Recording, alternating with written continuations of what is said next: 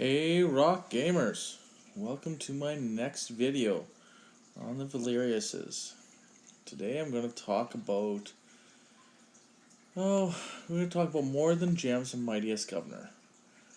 This is an event here, More Than Gems, where free to play and low spenders have an opportunity to get universal legendary sculptures.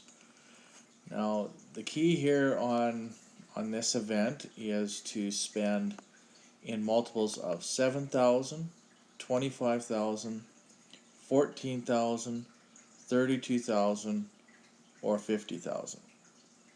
And the reason for this is, these intermediary levels don't provide really good value, I don't believe.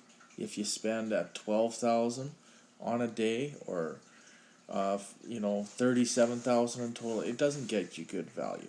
You really want those legendary sculptures.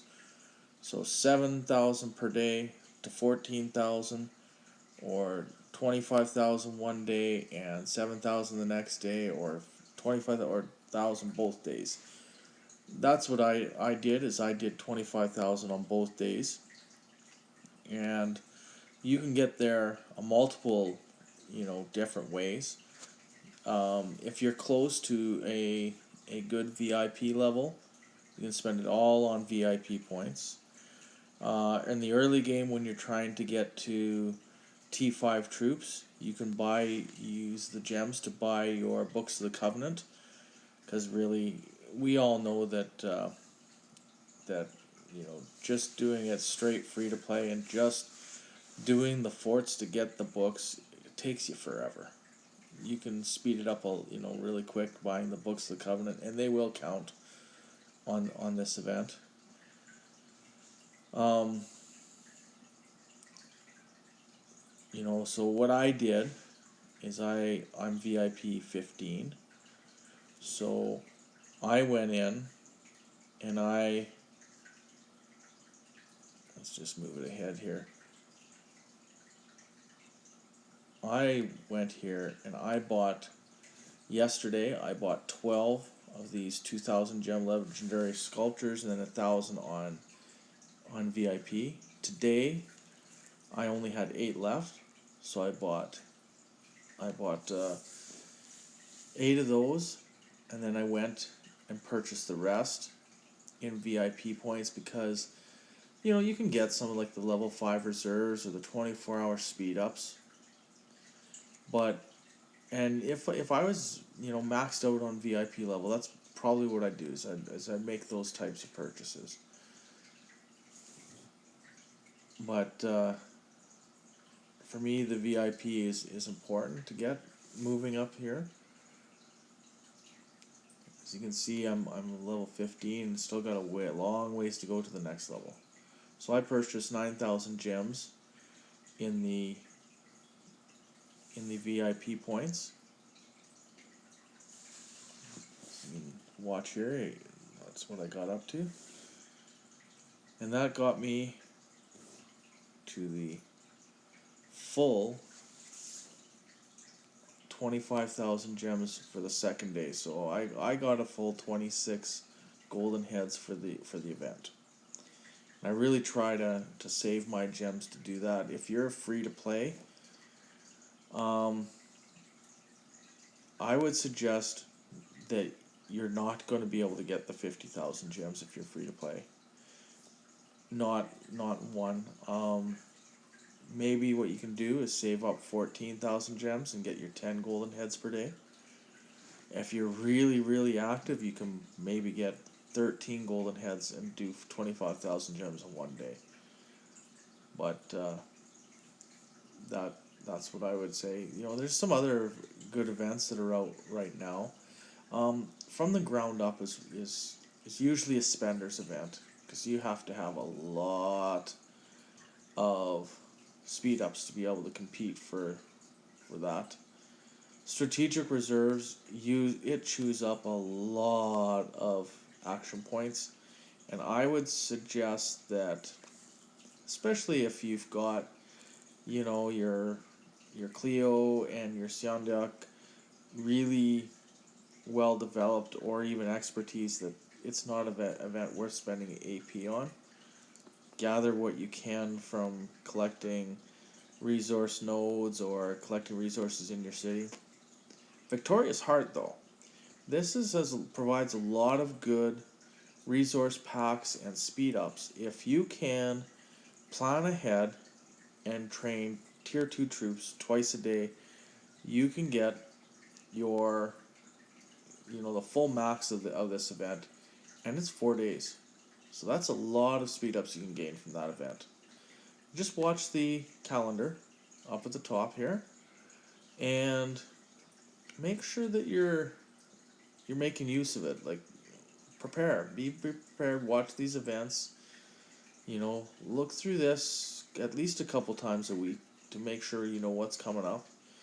You might even have your R4s and R5s putting out kingdom mails and alliance mails about upcoming events to watch for them. And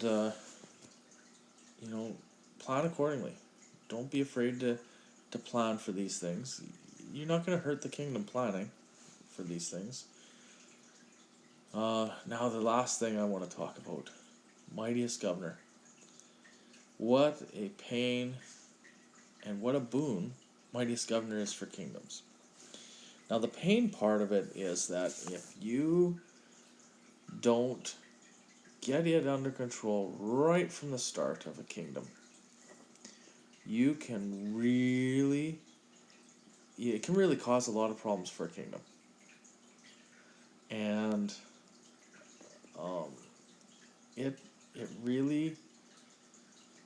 it's really necessary to once you have control of the Lost Temple right off the bat, you really just need to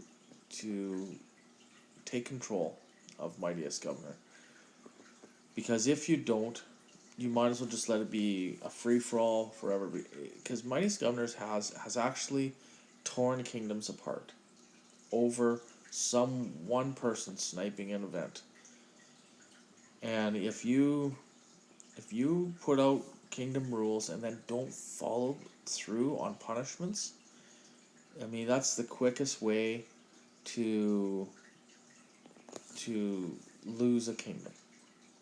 It'd be really quick. So if you're don't put out punishments that you're not prepared to follow through on. If you say you're going to zero someone, you got to zero them. If you say that you're demanding 10 billion in resources for punishment, make sure they pay the entire 10 billion. People will watch.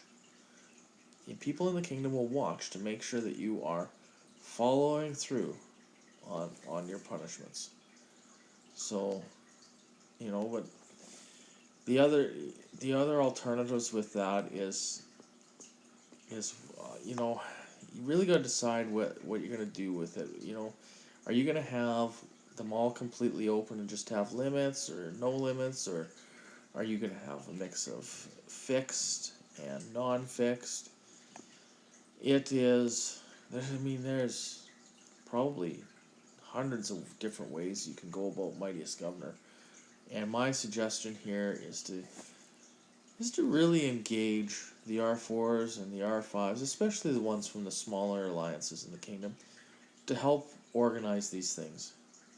Don't be afraid to delegate. If you're part of the kingdom leadership, don't be afraid to delegate. If you can't trust the people in your kingdom to work with you, you don't have much of a kingdom anyway. So having an iron fist control of everything, it's not going to work, in my opinion. So what I would do is I'd really make sure you work together, come up with a plan that's going to work for your kingdom. Because what works for your kingdom may not work for the another kingdom. What another kingdom's doing might not work for you. Come up with a plan that'll work for you. Follow through, and make sure you stick to it. If you stick to it right from the beginning, you'll have a lot less troubles with it. And people will buy in, and then Mightiest Governor and the commanders that come from that can be a benefit to really help your kingdom be solid, unified, and be able to move forward. So,